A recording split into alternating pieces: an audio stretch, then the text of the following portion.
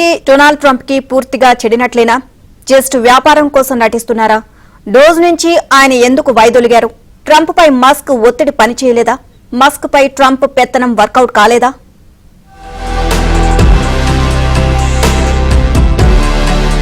America అధ్యక్ష ఎన్నికల ప్రచారం ముందు నుంచి డొనాల్డ్ ట్రంప్ కు మద్దతుగా టెస్లా, స్పేస్ ఎక్స్ అధినేత ఎలాన్ మస్క్ ఉన్నారు. ఆయన కోసం భారీగా ఖర్చు పెట్టడమే కాదు, ప్రచారం కూడా నిర్వహించారు. అమెరికా అధ్యక్షుడిగా బాధ్యతలు చేపట్టిన డొనాల్డ్ ట్రంప్ తన పాలనలో ఎలాన్ మస్క్ కు కీలక పదవి అప్పగించారు. తన విజయంలో మస్క్ కు పాత్ర ఉందన్నారు. మస్క్, ట్రంప్ ఫ్యామిలీ ఫ్రెండ్స్ లా మారిపోయారు.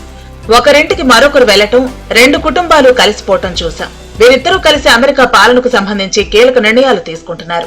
అయితే అమెరికా ప్రభుత్వ ఖజానా నుంచి వృధాగా పోతున్న వ్యయాన్ని తగ్గించేందుకు డొనాల్డ్ ట్రంప్ కీలక నిర్ణయం తీసుకున్నారు. అమెరికా అధ్యక్షుడిగా పగ్గాలు చేపట్టిన వెంటనే Department of Government Efficiency DOGE ను ఏర్పాటు చేసిన డొనాల్డ్ ట్రంప్ దాని బాధ్యతలను ఎలాన్ మస్క్ కు అప్పగించారు. అమెరికా ప్రభుత్వ వ్యవస్థలో పూర్తిగా మార్పులు, ప్రభుత్వంలోని వృధా ఖర్చులు తగ్గించడమే డోజ్ విధి. దీంతో చాలా మంది ప్రభుత్వ ఉద్యోగులను తొలగించాలని ట్రంప్ కు డోజ్ సూచించింది. అయితే ట్రంప్ ప్రభుత్వంలో మస్క్ జోక్యం ఎక్కువ అవుతోందనే విమర్శలు వచ్చినప్పటికీ ట్రంప్ అవేవీ పట్టించుకోలేదు. We need to get a lot of support, and we have a lot of support.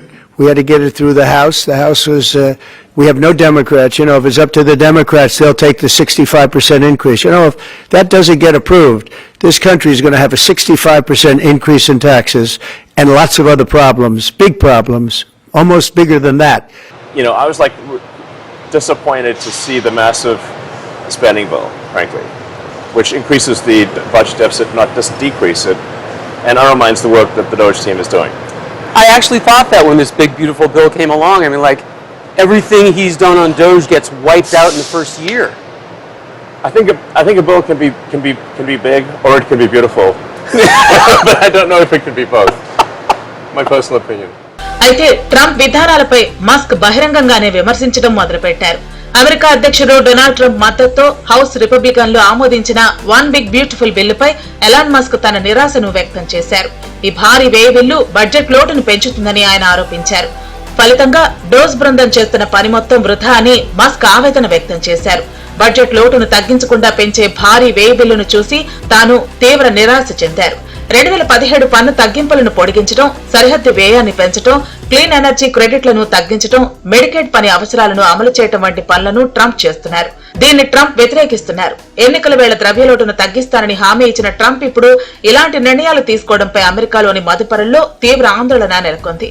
ఈ క్రమంలోనే ఈ బిల్లుపై ఎలాన్ మస్క్ వ్యతిరేకత వ్యక్తం చేశారు. ట్రంప్ కు అప్రూవల్ రేటింగ్స్ సైతం క్రమంగా తగ్గుతూ వస్తున్నాయి. ఆ ప్రభావం మస్క్ వ్యాపారంపై పడుతోంది. ప్రభుత్వ సంస్థల్లో బడ్జెట్ కోతలను అమలు చేసేందుకు డోజ్ ద్వారా ఎలాన్ మస్క్ క్రియాశీలకంగా పనిచేశారు. దీంతో టెస్లా కార్ల అమ్మకాలు 3 ఏళ్ల కనిష్టానికి పడిపోయాయి. అమెరికాలో ఒక వర్గం పూర్తిగా టెస్లా ఉత్పత్తులను కొనటం మానేశారు. దీంతో అమెరికా ప్రభుత్వ వ్యవహారాల్లో తన ప్రమేయాన్ని తగ్గించుకోవాలని భావించారు ఎలాన్ మస్క్. తన కంపెనీలపై దృష్టి పెట్టేందుకు డోజ్ కు కొంత దూరంగా ఉన్నారు.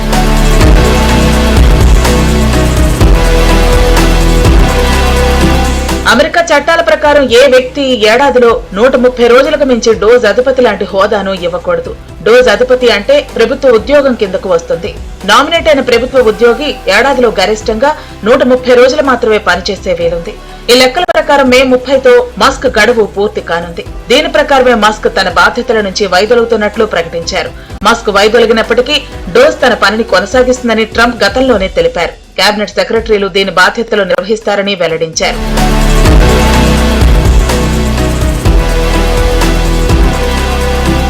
నిజానికి ట్రంప్ తో చేతులు కలపడం వల్ల ఎలాన్ మస్క్ లక్షల కోట్లు నష్టపోయారు.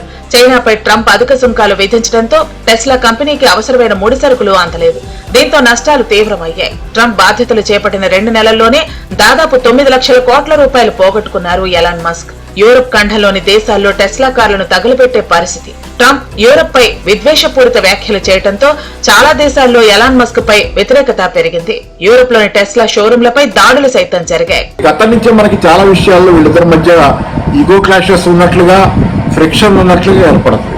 ఉదాహరణకి ఎన్నికలు అయిపోయి ఎన్నికల తర్వాత అమెరికా అధ్యక్షుడిగా ప్రమాణ స్వీకారం చేసే సమయానికి చేయకముందు కొద్ది కాలం ముందు ట్రంప్ కంటే కూడా ఎలాన్ మస్క్ ని అమెరికా అధ్యక్షుడిగా తెర వెనక నుంచి మొత్తం నడుపుతున్న వాడిగా ఎలాన్ మస్క్ ని చూడటం, ఒక రకంగా పరోక్షంగా అమెరికా అధ్యక్షుడు ట్రంప్ కంటే కూడా ఎలాన్ మస్క్ అనే రకంగా అమెరికాలో వాతావరణం ఏర్పడింది.